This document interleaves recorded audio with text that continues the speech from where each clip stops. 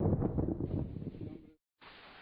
primer lugar, quiero recordarles que el próximo domingo es el Domingo de Ramos, para que traigan los ramos y bendecirlos.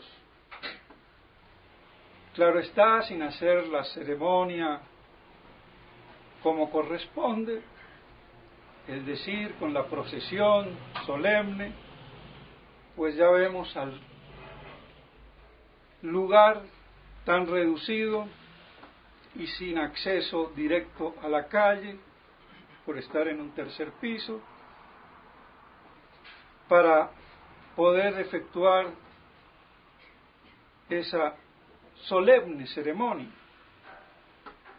Y también, como ya han observado desde mucho tiempo, no hago normalmente sermón ese domingo, una porque ya de por sí se alarga la ceremonia con la bendición de ramos, la lectura de la pasión que es larga, y personalmente después a mí de la pasión me parece que la voz humana ante la palabra divina y de ese relato sublime no hay nada que decir sino contemplar, asumir, asimilar y practicar.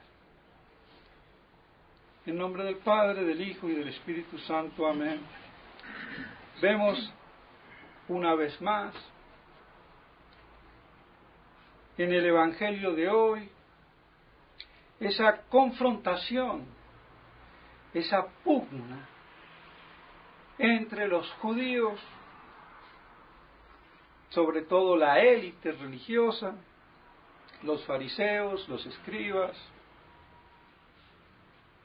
el poder judaico de la sinagoga ante el Mesías.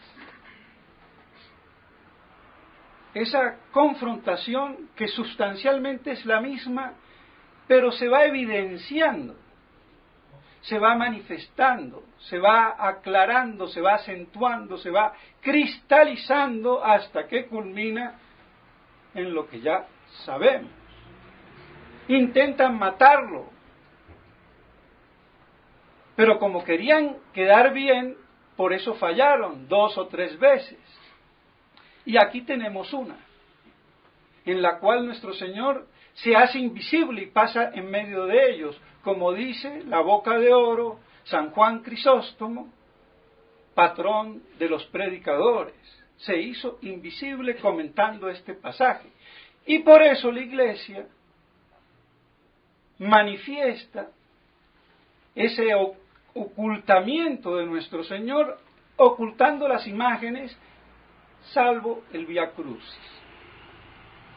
Esa es la razón, puede haber otras, pero esa es la razón fundamental. Y también el luto en el que vamos a entrar. Entonces la Iglesia nos va acondicionando. Y como ya se los he dicho, la Semana Santa, y sobre todo ya los domingos de pasión, y la pasión misma de nuestro Señor, no solamente fueron un hecho pasado, sino que son un hecho futuro, una profecía de lo que le acontecería a la Iglesia eclipsándose y llegando a la tumba en su parte humana, porque la divina no. Nuestro Señor divinamente no pudo morir, como hombre murió. Y si la Iglesia es la prolongación de nuestro Señor, no hay ninguna dificultad teológica intelectual, si bien se pondera en que la parte humana, por lo menos de su divina jerarquía, pueda claudicar, apostatar y morir. La parte humana. como estamos prácticamente viendo hoy. Así que la Iglesia nos ambienta entonces a ese luto, y no solamente pasado, sino lo que pasará al fin de los últimos tiempos apocalípticos, con su Iglesia, que no puede irle mejor que al Maestro. Y allá los que se espantan y se van como si hicieron todos los apóstoles, quedando uno, San Juan, pero no por mérito propio, sino por estar, y perdónenme la expresión, al lado de las faldas de Nuestra Señora, porque ella sí estuvo con entereza de pie, con esa fe inmaculada, dolorosa pero firme. Pues bien, aunque este aspecto profético que se debe de realizar en la Iglesia, el clero lo tenga hoy muy olvidado, porque tenemos olvidadas muchas cosas. Pues bien, y vemos esa confrontación. Y nuestro Señor que se les escabulle, pasa por el medio, y San Juan Crisóstomo dice, se hizo invisible. No había llegado su momento. Los judíos querían matarlo, ya lo tenían sentenciado, pero querían quedar bien, que sea políticamente correcto. Un accidente.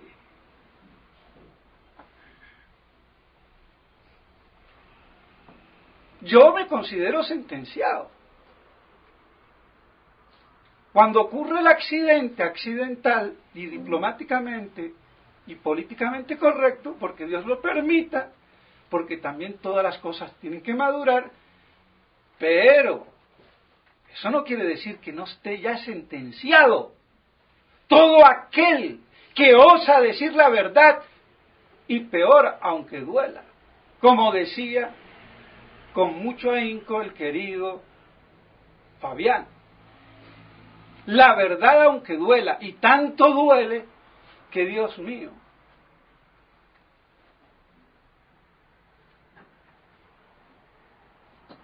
Pero bueno, ¿qué se va a hacer? Así vemos como nuestro Señor les dice, si os digo la verdad, ¿por qué no creéis?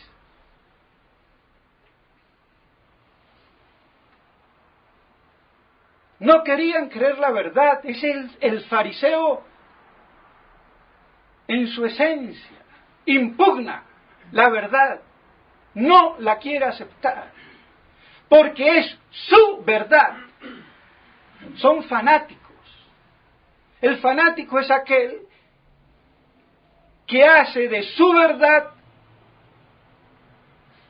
un dogma, o hace de la verdad su verdad y dogmatiza, porque es suya, pero no hace que la verdad él se asimile a ella, comulgue a ella, como cuando yo comulgo.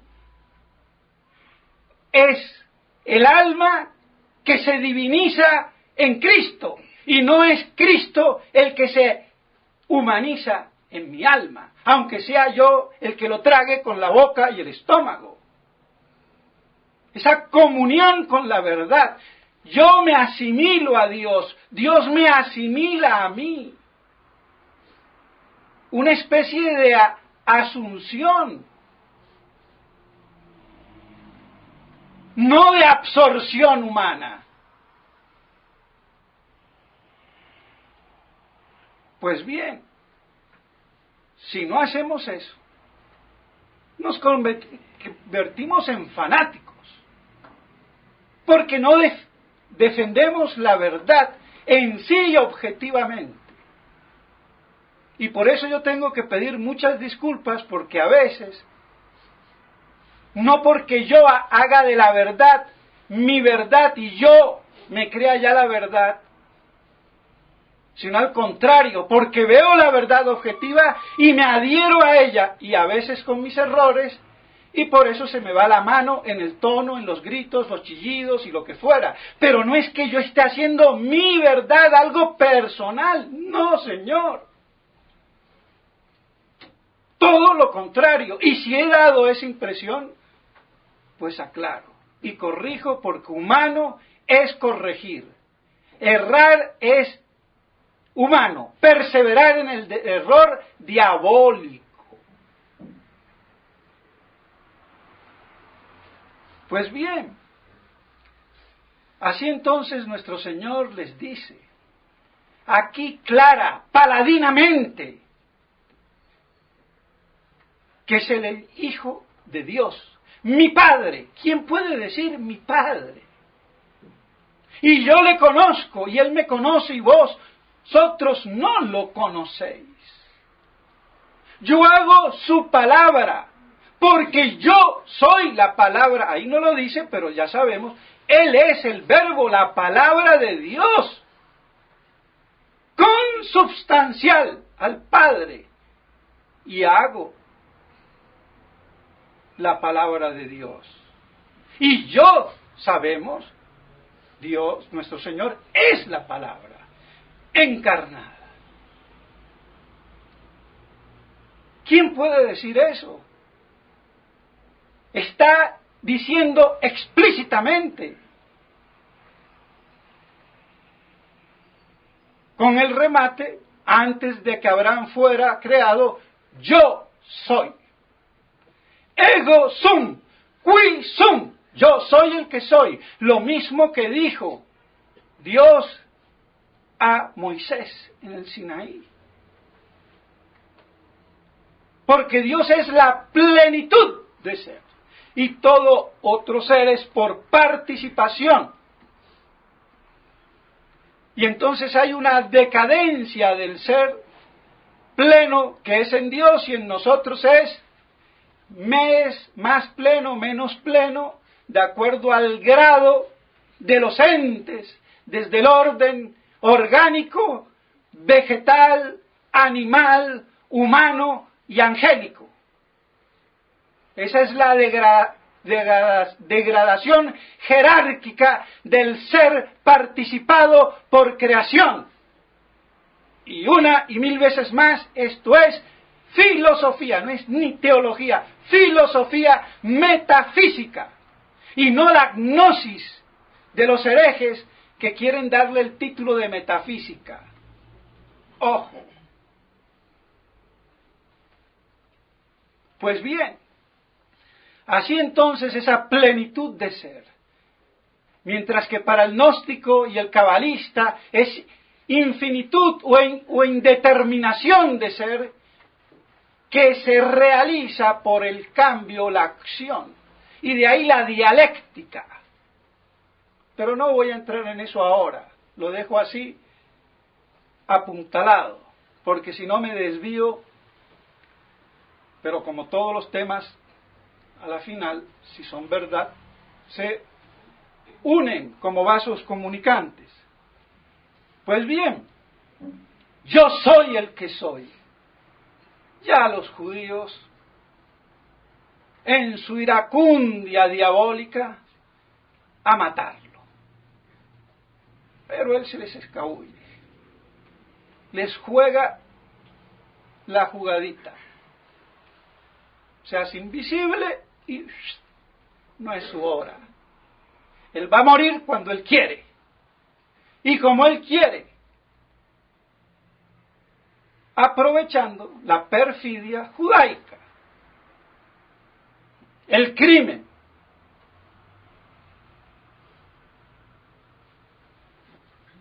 y lo permite para sacar de ahí un bien mayor, la redención universal para la salvación de nuestras almas.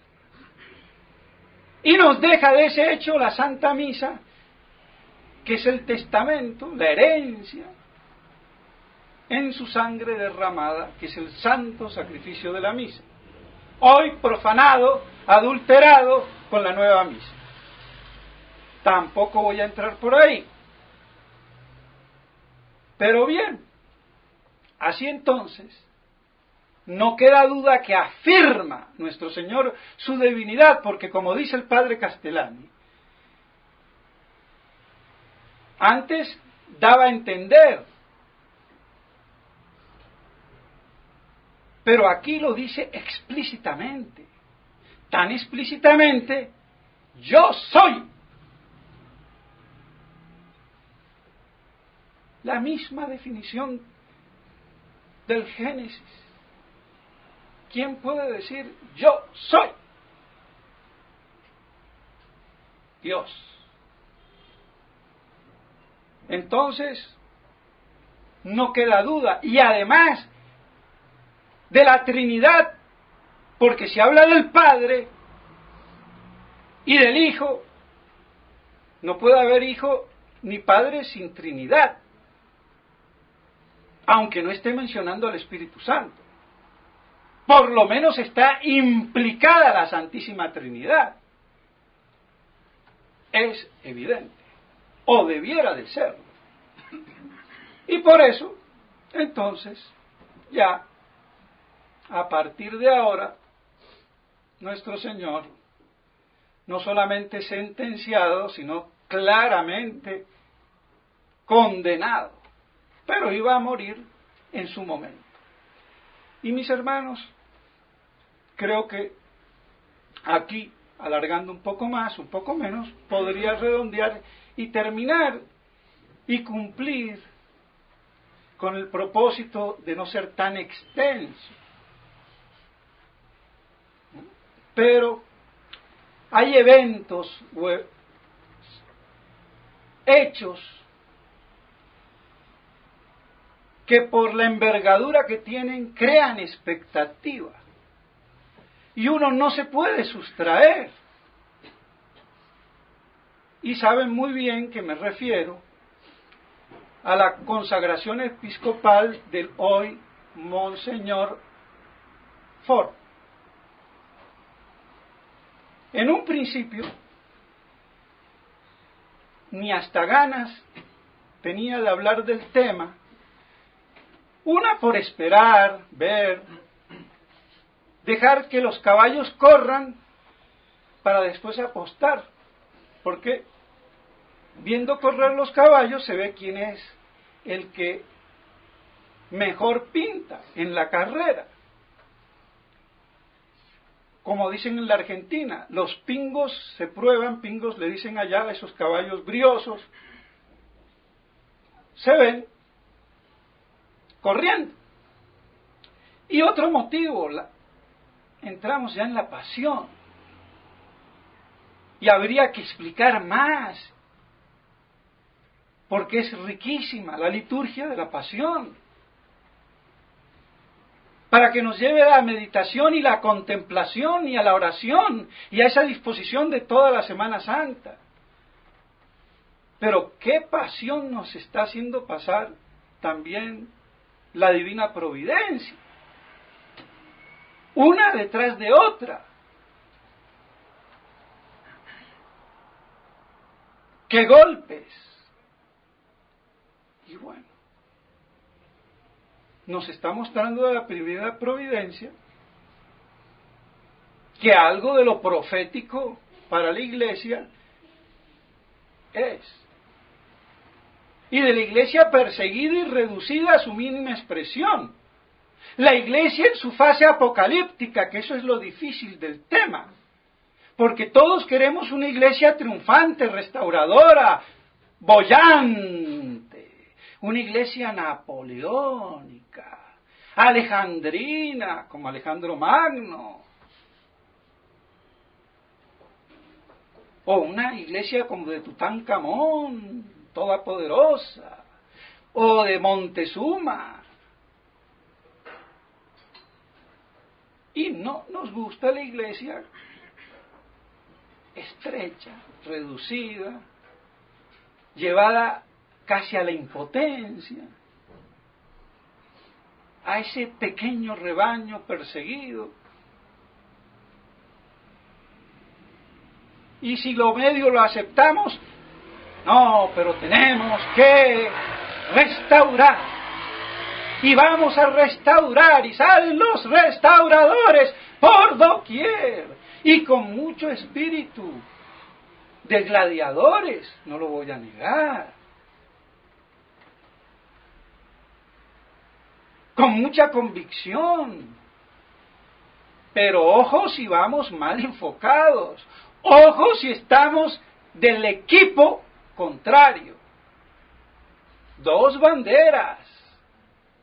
Retiros que tanto se predican, pero poco se viven. Porque los retiros de San Ignacio y cualquier retiro comienza cuando termina. Porque eso que asimilé lo tengo que aplicar en la vida.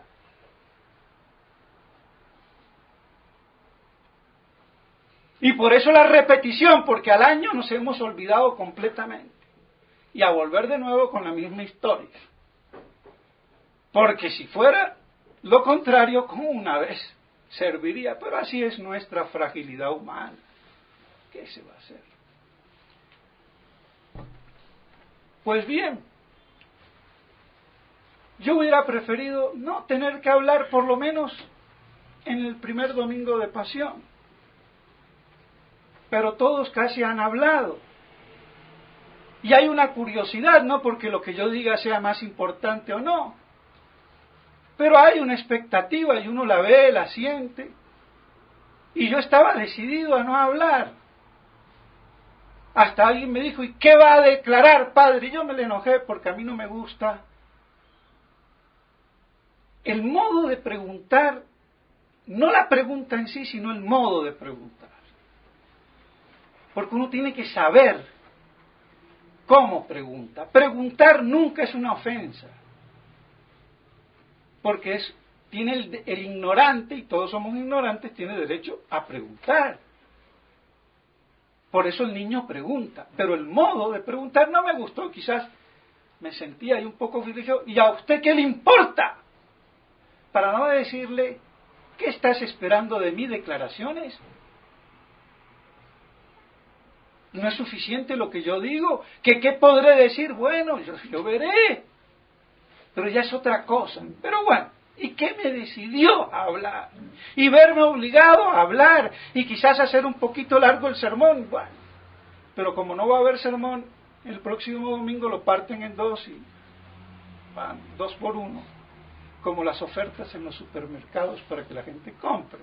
Entonces, para que se traguen el sermoncito de hoy, y no se desesperen si me alargo, que trataré de comprimirlo. Pero tengan claro, ustedes y todos los que están dando vuelta, porque en Internet todo se sabe, todo se escucha. Y yo hablo para aquí, pero sé que me están oyendo en la China, en el Japón y en el Vaticano. Hasta eso. Porque todo se monitorea y está bien. Que se enteren. Si esto es de frente. La disputa de nuestro Señor con los judíos. Sí, Él trataba y los apóstoles, no vayamos. Santo Tomás, vayamos a Jerusalén y muramos con Él. La sabían, pero huida. ¿Qué vamos a hacer? Entonces quede claro, no hay nada personal, no quería hablar. Pero el padre Ford, que yo lo conozco muy bien, ha sido mi primer superior. Mi confesión general después de muchos años fue con él. Yo fui el primer prior, y eso no lo saben ni los mexicanos. Prior de México, cuando no existía priorato de México ni capilla de México. Y Monseñor Lefebvre me dice, va a ser el prior de la ciudad más grande del mundo, 30 millones de habitantes. Digo, bueno, no me ha ido tan mal. Y hasta fui íntimo del padre Ford. Porque, oh sorpresa, yo era el encargado, al igual que él con Monseñor Lefebvre, encargado de su correspondencia privada. De eso se ha olvidado el padre Ford, parece. Se va en esos viajes que siempre he hecho, así, ¡pum!, no se sabe cuándo vuelve y me deja solo. Yo tenía una semana. Y en el interín me hizo casar a un matrimonio de 2 viudos con 60 años cada uno y 10 hijos cada uno, o 5 por aquí y allá. Bueno, o sea que, y a la semanita voy a Europa, desde que era el superior hombre de confianza de Monseñor Lefebvre, toda América, desde México hasta Tierra del Fuego, él es el pionero, hay que decirlo. La primera foto que yo veo de Monseñor es con el padre Ford. Entonces, ha habido lazos muy estrechos y hasta su correspondencia me decía, bueno, lo que es importante o me lo manda o me avisa y lo otro lo deja ahí cuando vuelva, mira, que eso hasta puso en celos al padre Anglés, el todopoderoso, el magnate de la fraternidad, tiene más plata que los ladrones, no digo que sea un ladrón, y ha sido amigo mío. Ahora no tanto porque por ahí a veces me mandaba misas para subsistir, pero después ya incomunicable. Pero bueno, entonces hasta las cartas que llegaron, y claro, y el padre Anglés no se la aguantó, creó una revolución interna al punto que el padre Ford un día me dice, paren, dejen de pelear, pero ¿quién pelea? Y en el lío que me mete, apóyeme. Bueno, la cuestión es que a mí me trasladan, por lo que sea, a Córdoba, primer prior de Córdoba, yo voy estrenando, bueno, y no quiero hacer un chiste, pero de todos modos, ya ven, cuando viene el padre Ford, se sorprende que no había ninguna pelea, pero el padre Anglés, no, a este no lo quieren en la universidad, hay que cambiarlo, y ya habían nombrado al padre Calderón para sustituirme, y llega el padre Calderón, y a mí me acuerdo aquella vez un viernes, porque decía el viernes para aquella gente aguerrida de la universidad, y estaba el señor Guerrero, que era bastante guerrero, aquí no lo vamos a aceptar al padre Calderón, usted se tiene que quedar aquí. Y bueno, muchas gracias, muy bien, pero eso no depende de mí, de todo modo el padre Calderón es bueno, yo lo conozco, y ya está, no hay problema, confíen en él, lo mismo que hago yo, él lo hace. No, y le cerraron las puertas. Y yo hice todo lo posible, pero no hubo caso. De todos modos cuento esto para que vean. Claro que a mí ni se me nombra, pero bueno. De todos modos, se nos presenta al padre Ford, lógicamente como un hombre de confianza, pero de Monseñor Lefebvre, y no lo niego. Yo también fui de confianza de él, pero eso no quiere decir que uno siga pensando lo mismo. Y aquí la cuestión que me decidió a hablar. Él hace una declaración. Si no hubiera hecho esa declaración antes de la ordenación, yo hubiera dejado pasar esto. Lo hubiera dejado pasar sinceramente. Pero al ver esa declaración, non possumus, y no por impotente, sino extra potente. No puedo masticar eso.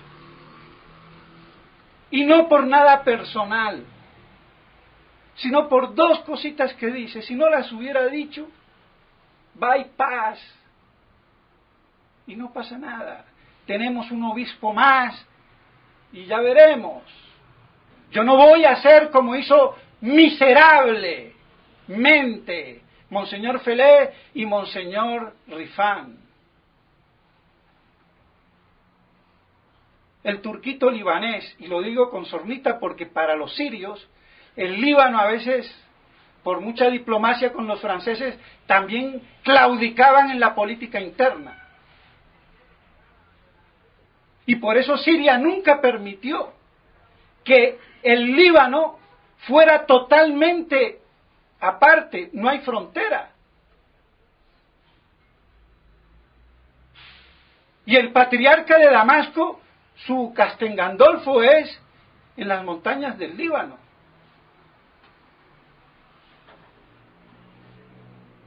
Así que, porque todo eso era la Gran Siria, que después terminó musulmana y bueno.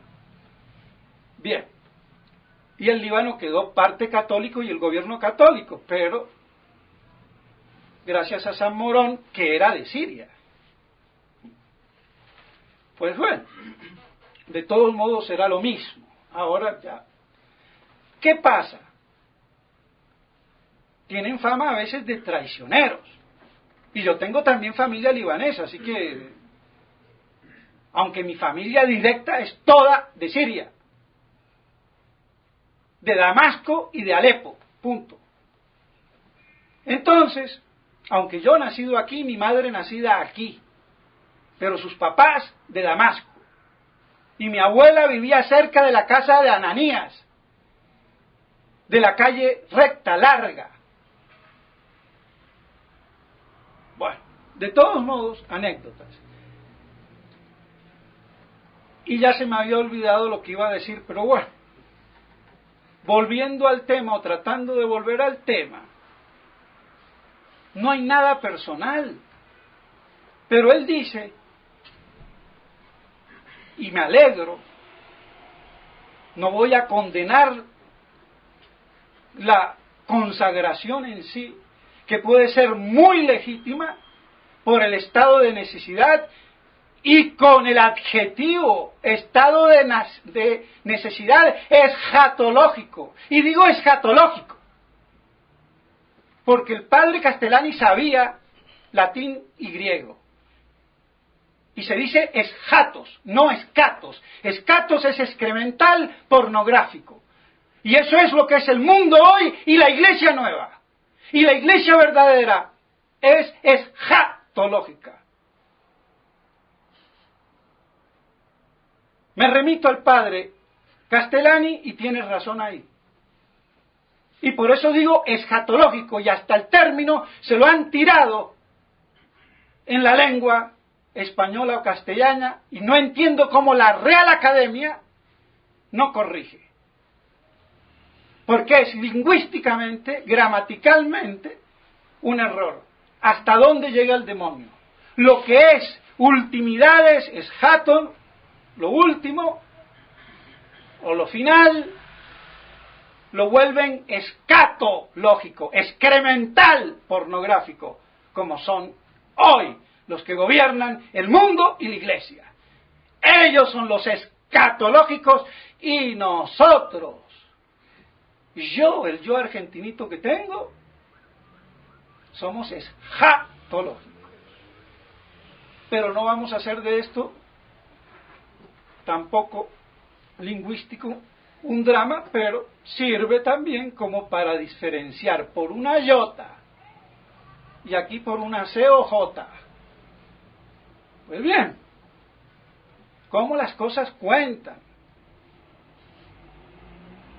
Pues bien, mis estimados hermanos, no voy a hacer esa imbecilidad, esa miserabilidad de Monseñor Felé, de lambón o chupamedia, y Monseñor Rifán, de hablar en contra. Eso es ser miserable traidor. Pero tienen que hacer buena letra. Tienen que demostrar ahora que son franciscanos. Y no de San Francisco, sino de Francisquito.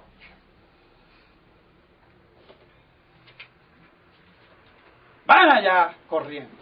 Pero aquí el problema, que nuestro amigo y querido Padre Ford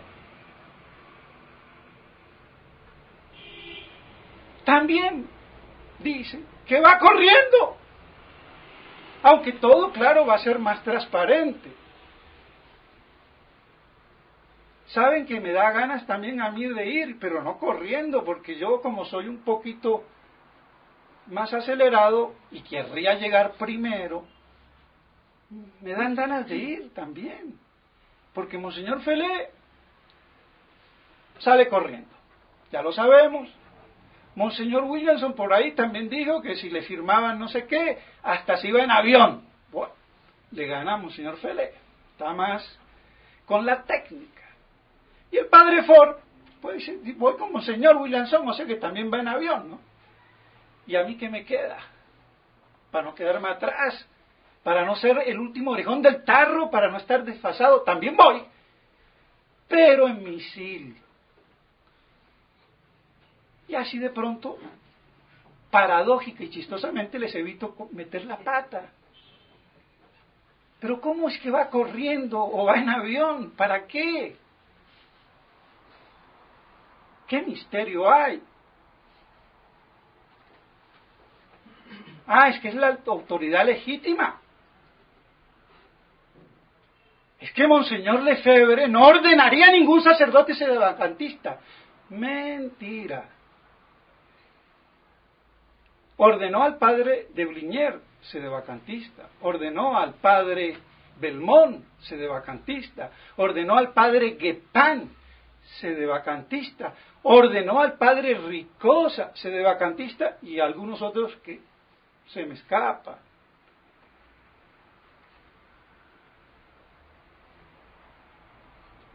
Y no me vengan a decir, dice él, que Monseñor dijo esto o lo otro. Mentira.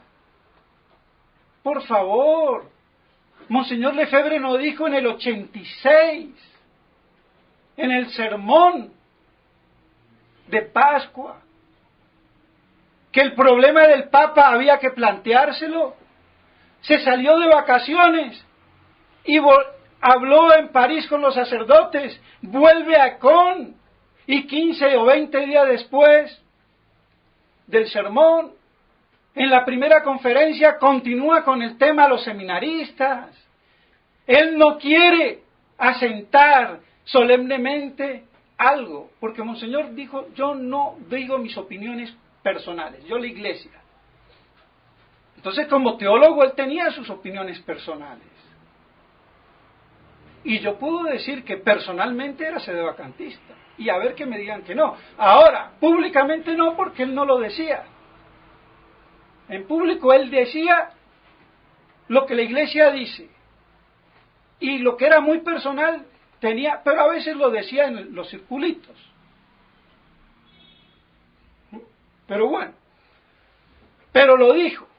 Ah, pero ahora me salen que dijo frente a los dominicos en Abrillé un año antes algo que vuelve para atrás. Pero delante de quién lo dijo? De unos monjes quizás no preparados todavía, y lo vemos, como hablar con monjas o con un grupito. A veces uno se condiciona mucho por la atmósfera y la va suavecito o más duro de acuerdo a la cara del cliente. Pero lo otro lo dijo o no lo dijo, y basta. Y si después aún se retracta y lo desdice, yo tengo todo el derecho de quedarme con lo que dijo. Y eso es siempre lo que he hecho, quedarme con el monseñor firme. Porque también hay un monseñor humano francés. Y ese francés, y lo voy a contar como una anécdota, de seminario, recomendando a los seminaristas de no ser cómodos, y de no darle tanto trabajo a las pobres monjas, que lavaban también en unas lavadoras enormes, de lavandería. No se cambien de calzoncillo el slip, sino de 3, 4, 5 días, para no darle trabajo. ¿A dónde le queda uno el calzoncillo con 3 o 4 días? Francés tenía que ser. Pero yo no voy a quedar con ese monseñor, yo me quedo con el francés católico, el obispo de hierro, no el obispo de sus debilidades. Por Dios.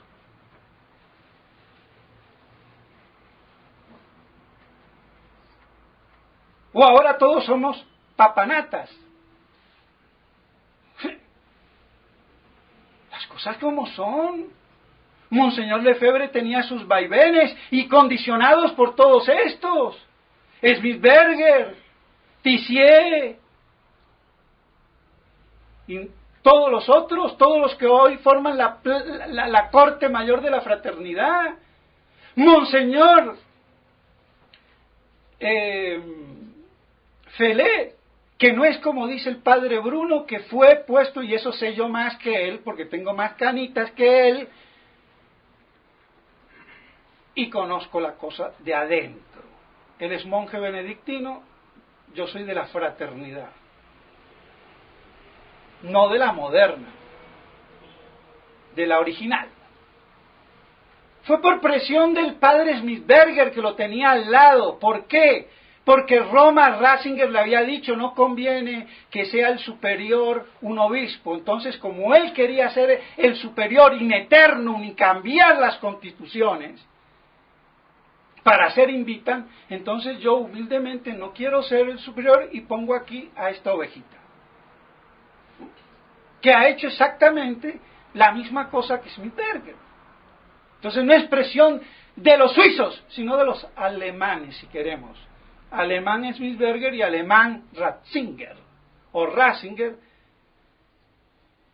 o perdónenme, rata de escritorio vaticano, no me lo puedo aguantar. Algo tengo que decir, para que se calme la espuma. Entonces, queda claro que no hay que caer en esa estupidez, lambonería y obsecuencia que da vergüenza de Monseñor Felé y de el padre Rifán, de Monseñor Rifán, perdón, que fue muy amigo mío también.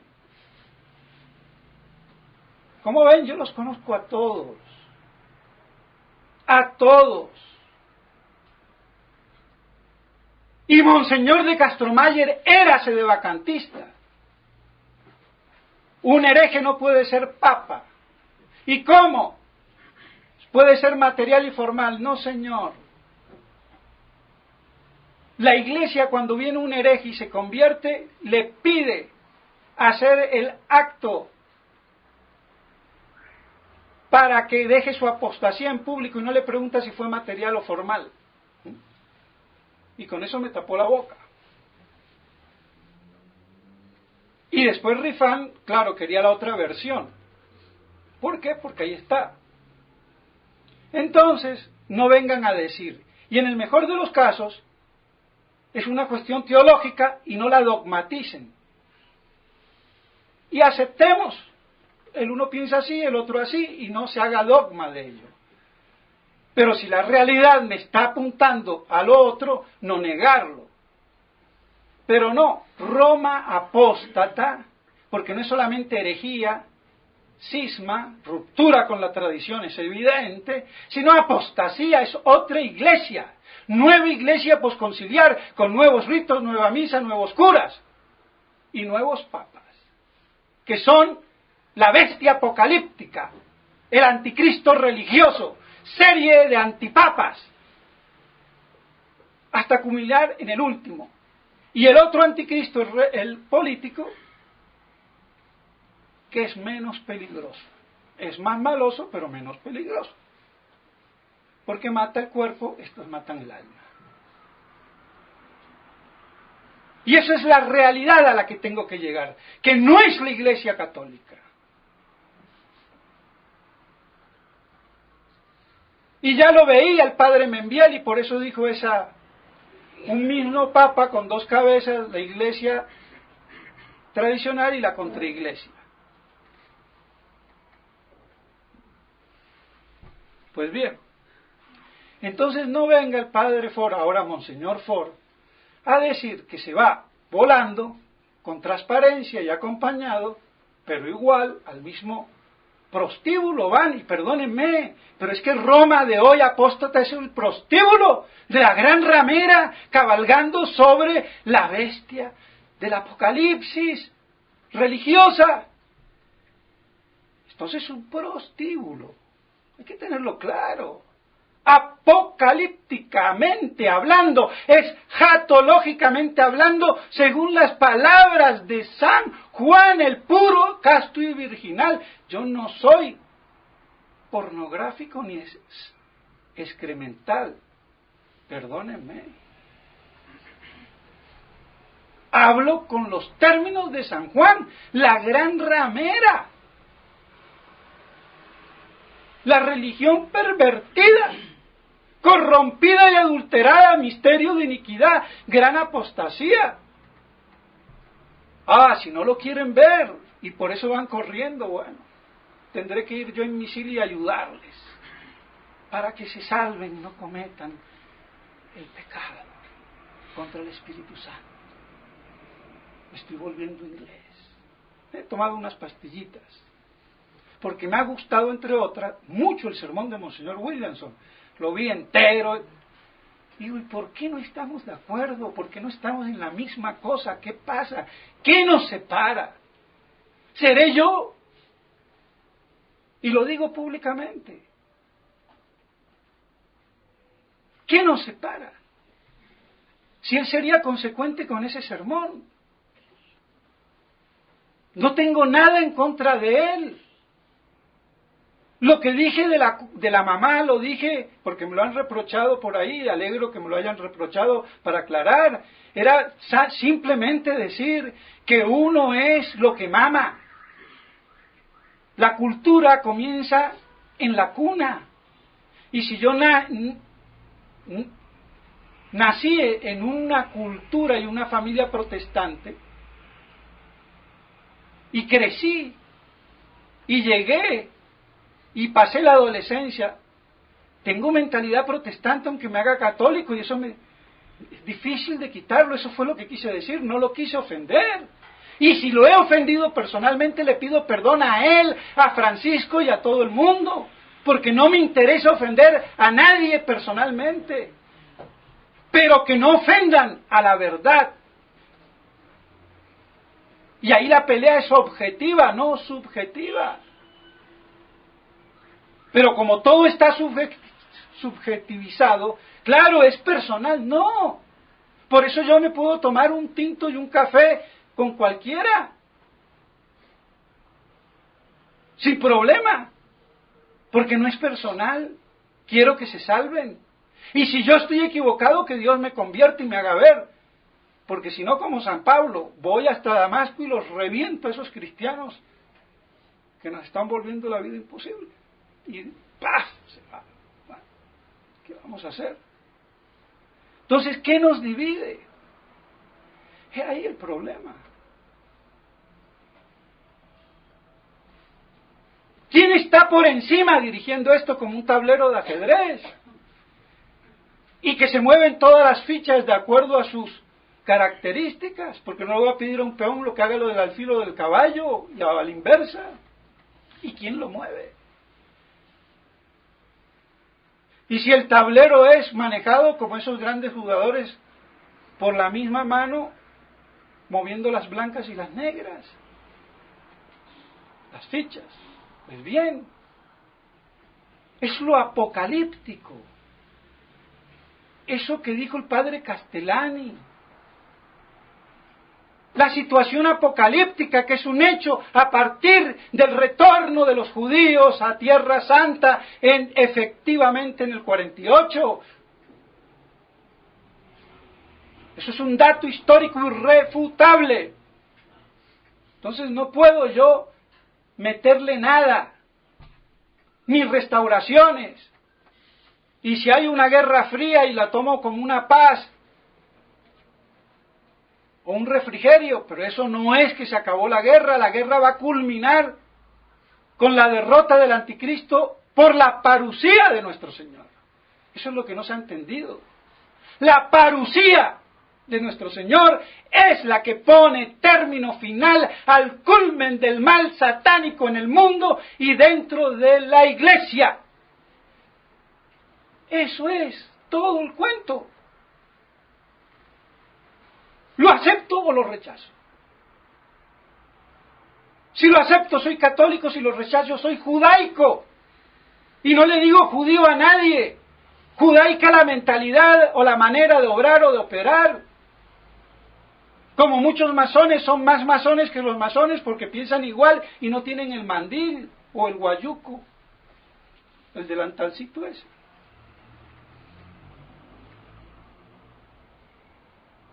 Entonces, a raíz de que el padre Ford, antes de su ordenación, va pisando, marcando terreno,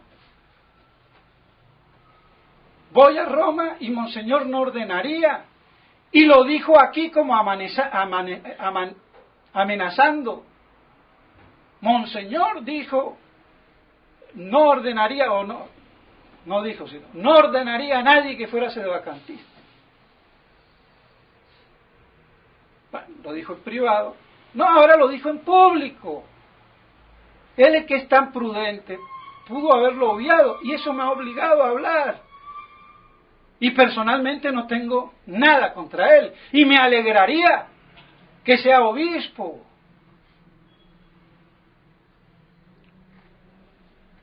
Pero que pensemos lo mismo, apocalípticamente, pero no hay quien lo convenza. Le di la primera vez que vino más de 40 fotocopias sobre el problema milenarista. Y la última vez lo llevé hasta el aeropuerto, porque hasta un fiel me... ¿Qué pasa con el padre Ford? No, si no me llama, no. La primera vez me desviví. Hasta le compré unas pastillas, unos remedios, con fórmula médica. Y no le cobré y no le paso la cuenta, lo hice con... La segunda vez dije, no, ya no me desvivo, si me llama bien y si no también, aunque nos vimos varias veces. Y lo llevé al aeropuerto en Mercedes. Bueno, valga el chistecito, se la tomó en serio porque ahora es obispo, se merece un Mercedes. Bueno, pero aquí no hay nada personal. Pero no vaya corriendo, por favor, a Roma y no diga inexactitudes que Monseñor no consagraría, ordenaría a un... No. Y no haga de una disputa teológica algo dogmático y excluya. ¿Por qué lo excluyen al padre Seriani, a mí, al padre Turco, al padre Grosso? ¿Por qué? Podríamos decir, hombre, vengan, bájenle y si estamos en lo mismo. Y no creo que el padre Seriani se opondría, ni Turco, ni nadie, porque lo deja sentado en esa declaración que hicieron esos tres padres que, como ustedes saben, están en la Argentina. Y muy ecuánime la declaración.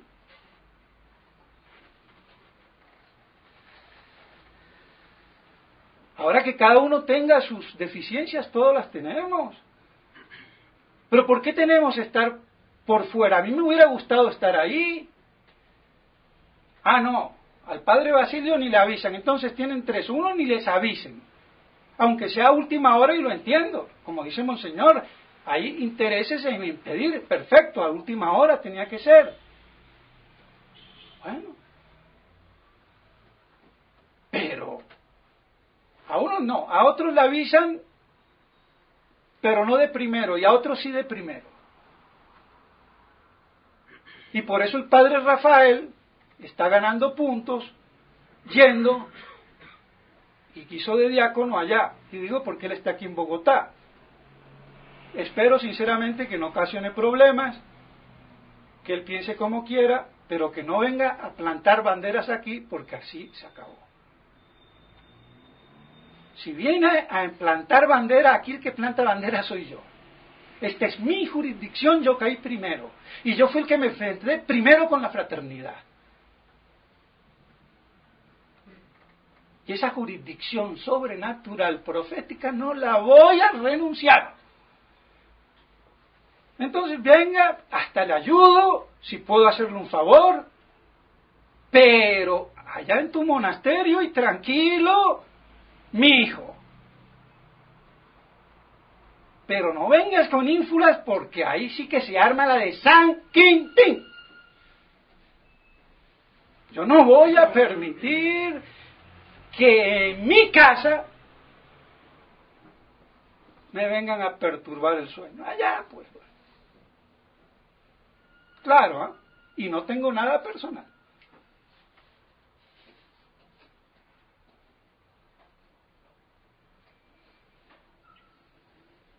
Así que, vean si soy sincero, estoy hablando con el corazón abierto, como siempre hago, y por eso se me va a veces la vocecita, las palabritas. Pues bien, así entonces, mis estimados hermanos, con esa declaración, Monseñor Ford está marcando la pauta. Ahora, claro, los excomulgan, fue protocolar porque no han hecho mucho ruido. Si realmente ahí hay algo misterioso y no quiero entrar, otro día será, aunque todo se hizo sigilosamente, pero ya la prensa era para que hubiera hecho un boom. Y Roma, bueno, Monseñor Pozo dijo que esto, claro, es lo protocolar, es comunión automática por el nuevo derecho, no era así en el antiguo derecho es una desobediencia, no toda desobediencia es cisma, aunque todo cisma es desobediencia. Pero hicieron esa ley justamente para coartar a Monseñor Lefebvre que no consagrara obispos. Y si los consagraba, tac. Por eso, ¿qué? Yo nunca pertenecía a esa iglesia. Son apóstatas, anticristos. Ah, no, son legítimos. Y esa es la barbaridad. Por lo menos ponerlo en duda, en cuestión. No. Porque lo único que le interesa a Roma apóstata es que si hay reacción, hagan lo que quieran. Pero dos cosas no le permitimos. Me reconocen la legitimidad del Papa, aunque le digan hereje, pero es Papa legítimo, aunque sea hereje de pura cepa, porque si yo digo las mitad de las herejías de cualquiera de ellos, hereje. Ah, pero si soy Papa, ah, no, su santidad, no sé. Oiga, pero ¿qué? ¿La teología es un chicle voluntarista? Si soy Papa no es herejía, y si soy el basurero, eres un miserable desgraciado. ¡Epa! Eso es fariseísmo puro, y hay que saber la excomunión jurídica, canónica, está por debajo de la excomunión sobrenatural teológica. Yo soy asesino desde el momento en que mato injustamente, no cuando el juez me condena.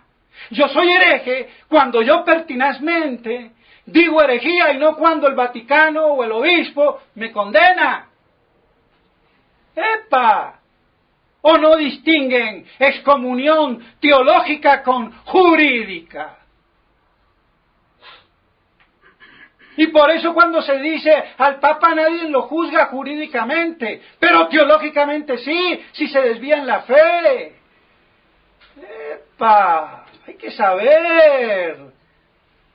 Malabarismo teológico para poder armonizar los aparentes axiomas contrarios. Aparentes porque por encima están integrados en una verdad más redonda. ¿Ven para qué sirve la teología? Y no es que me las dé, pero alguien tiene que defender las cosas. Y si quieren, hagamos un simposio teológico con el que sea. Y a ver. Pero, entonces, mis estimados hermanos, es objetivo la cuestión. Y ojalá la gracia de Dios haga ver, porque se está dividiendo lo que queda de la tradición. Es la obra del demonio, de Satanás.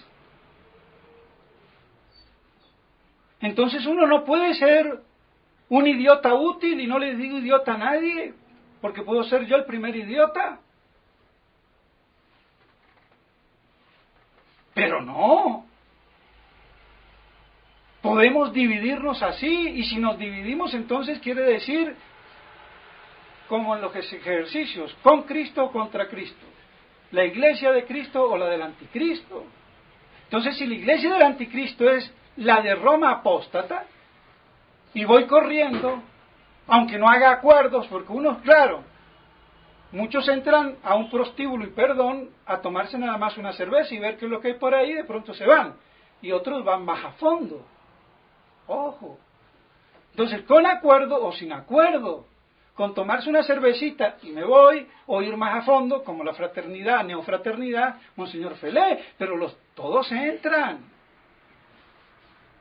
No, perdónenme. Puedo decir estas cosas, ya tengo canas. Si no las digo yo, ¿quién las dice? ¿Un joven de 20 años? Y así todo uno, ¿quién sabe? Si resbala. Pues bien, mis estimados hermanos, creo que queda claro. Y que verdaderamente haya unión en la verdad apocalíptica. Que nos demos cuenta de eso. Y que podamos así perseverar. Pero no creamos en falsas restauraciones. Creamos falsas expectativas engañosas. Claro, estamos perseguidos y yo me puse, Monseñor Williams, estoy solo. De pronto una guerra mundial, necesito otro, bien, y pueden necesitar 3 o 4 o 5. Pero le pudieron decir, no, mejor uno y después vemos. Bueno, pero en ese tema no quiero entrar. De todos modos, es necesario. Pero no puede ser que yo crea que es la salvación de la iglesia. Que la iglesia se va a salvar y salvar en términos restauracionistas. Y después sí, vendrá el anticristo. Sí, claro. El reino de María de 25 años o de lo que sea, pisoteado por el anticristo. Mejor dicho, eso se vuelve un fandango. Y el hecho histórico de la desaparición de la diáspora no me da permiso para pensar así históricamente. Entonces, que yo no sepa en qué iglesia estoy, bueno, pero la realidad es apocalíptica, es todo apocalíptico. Démonos cuenta. Si no quiero llegar a decir que no es papa porque no lo veo, bueno, es una conclusión teológica evidente, cuatsapientes. Y tan cuatsapientes que no todos la sacan. Entonces lo dejo ahí, quieto, que madure. No lo apuro. Y eso es lo que hacen los sedevacantistas viscerales, que agudizan la dialéctica. Y entonces se crea ese problema falso. Yo soy antiliberal, pero antisedevacantista y antimilenarista. Y eso es lo que me está diciendo Monseñor Ford con su... Entonces las cosas están claritas. Si no me dicen y podré aclararlas, tanto a los de aquí como a los de allá con internet y todos los medios de comunicación. Me perdonan mis estimados hermanos, me alargué, no quería, pero bueno. Entonces, ¿qué pienso? Que no hay que caer en estratagemas engañosas. Con culpa o sin culpa, no juzgo, Dios juzga los corazones. Pero yo no puedo aceptar de nadie una restauración de la iglesia sin parusía. Por eso el milenio es la gran esperanza con la parusía con la cual se inicia. Y si los fieles no saben, que estudien, que pregunten, pero que no se crean doctos y que no saquen libritos trasnochados de hace un siglo antimilenaristas. Porque eso demuestra la estulticia teológica de un Vaticano ya decadente de hace más de un siglo. Cuando está la patrística de la iglesia primitiva.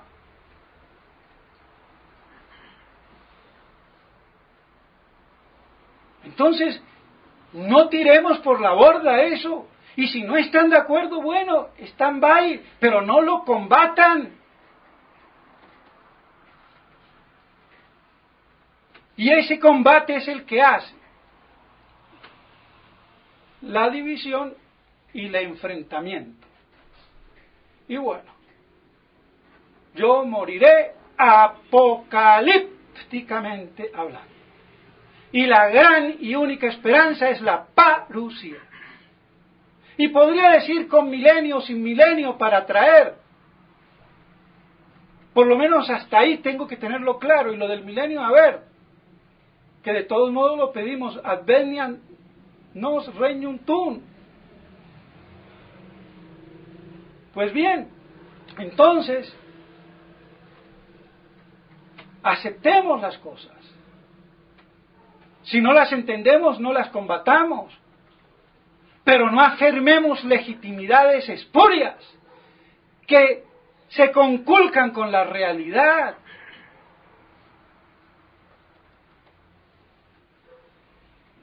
Pues bien, mis estimados hermanos, he sido extenso, creo que medio claro, he tratado de ser claro, hablo con el corazón, es decir, a corazón abierto, diciendo lo que realmente pienso, aunque pienso muchas cosas más, pero si me pongo a decirla, ya se hace muy extenso y no quiero abusar.